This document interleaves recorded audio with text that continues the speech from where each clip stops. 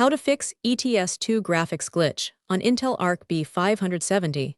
Welcome back to Teknobalta. During our deep dive into the Intel Arc B570 architecture, our hardware diagnostic team encountered severe texture streaming issues and visual corruption within the Euro Truck Simulator 2 engine. Our extensive testing revealed that these visual artifacts stem from deep-rooted conflicts between the game's legacy rendering pipeline and Intel's modern driver architecture. After running our comprehensive suite of diagnostics, we isolated the exact failure points causing this persistent graphical breakdown.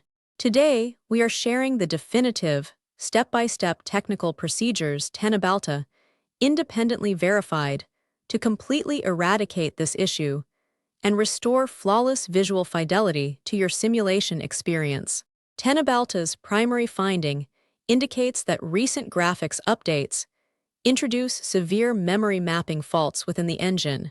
Our testing confirmed that rolling back to the previous stable WHQL driver release completely eliminates these visual artifacts.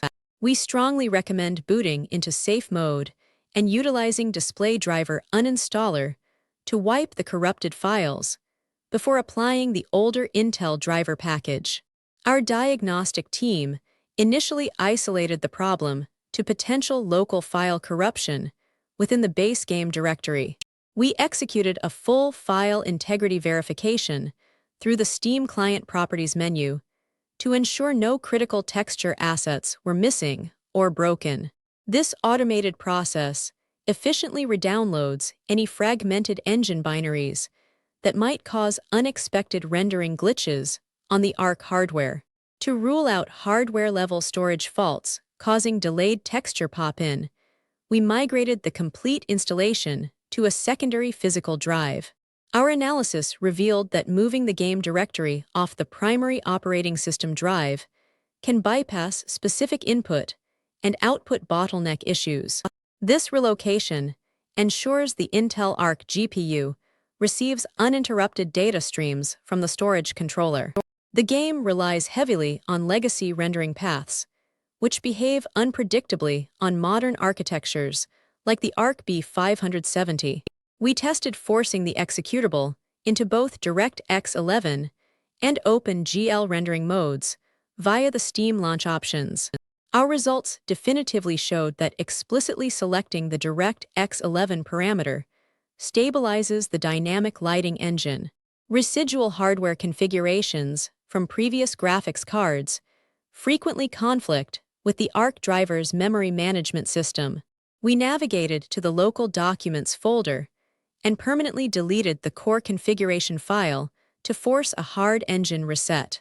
Upon relaunching the application, a fresh configuration was generated that is specifically tailored to the B570's rendering capabilities. Intrusive telemetry overlays frequently hijack the frame buffer, leading to severe screen tearing and localized color inversion. Teknobalta completely disabled the Intel Arc control overlay during active gameplay to prevent it from hooking into the rendering pipeline. This modification instantly improved frame pacing and established visual consistency across all testing environments. Similar to the graphics telemetry software, the native Steam overlay injects its own rendering layers directly over the active game window.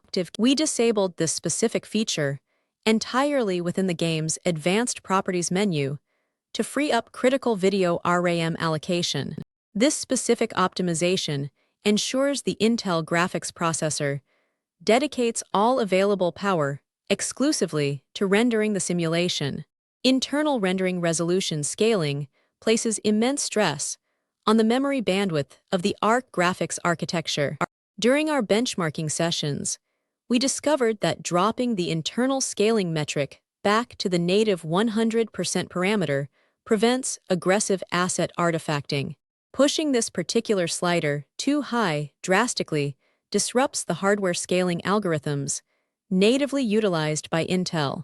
Screen space ambient occlusion implementations in legacy simulation engines often miscalculate dynamic shadow maps on newer hardware variants. Our technical team manually disabled ambient occlusion in the advanced graphics settings to eliminate the flickering shadows we observed under complex structures. This minor visual sacrifice provides a dramatically stabilized. The Windows operating system sometimes aggressively downclocks the graphics hardware during low-intensity simulations to artificially conserve system power. We navigated directly to the native Windows graphics settings and manually assigned the core executable to the high-performance allocation tier. This forces the system driver to maintain maximum clock speeds, entirely preventing visual stuttering and artifact generation. Corrupted compiled shaders from overlapping driver installations serve as a primary culprit for persistent graphical glitches on Intel systems. We utilized the integrated Windows Disk Cleanup utility to completely purge the DirectX shader cache from the operating system registry. This deliberate action forces the hardware driver to recompile entirely fresh, error-free shaders upon the subsequent game launch sequence. To bypass unnecessary and problematic engine initialization protocols, we injected custom launch parameters directly into the software platform. Adding specific command line arguments forces the application to load exclusively in a secure 64-bit environment, while entirely skipping resource-heavy intro cinematics. This streamlined boot sequence drastically reduces the overall probability of early memory allocation failures. Resizable BAR technology is absolutely critical for the optimal baseline performance of any Intel Arc graphics card system. Our hardware technicians accessed the core motherboard BIOS to verify that both above 4G decoding and resizable BAR were actively enabled. Without unrestricted memory access, the graphics processor struggles to process large texture packets, resulting in immediate visual corruption. Temporal anti-aliasing relies heavily on previous rendering frames to smooth jagged edges, but this process frequently desynchronizes on current Intel drivers. We completely disabled this specific anti-aliasing method within the internal game settings to resolve the severe motion ghosting we recorded around moving vehicles. Transitioning to a standardized rendering method provides a significantly cleaner and sharper data transfer instability across the motherboard peripheral component interconnect bus can manifest as severe graphical artifacting during heavy gameplay sessions. Teknobalta updated the core motherboard chipset drivers to the absolute latest manufacturer specifications to optimize all hardware communication. This crucial step guarantees that the central processor and graphics unit exchange rendering data without experiencing any localized bottlenecking. Occasionally, fragmented background updates leave behind broken texture packs that the rendering engine attempts to load incorrectly. We permanently purged the download cache from the primary application settings to clear out all of these broken residual data files. Re-authenticating the account and verifying the software guarantees a pristine and error-free installation environment for the simulation. Exclusive full-screen display modes routinely conflict with the modern display scaling protocols utilized by Intel's graphics command center software. We switched the primary display output configuration to the borderless windowed mode to allow the operating system to natively manage the display refresh rate. This adjustment completely eradicated the severe screen tearing we observed during our initial hardware testing phases.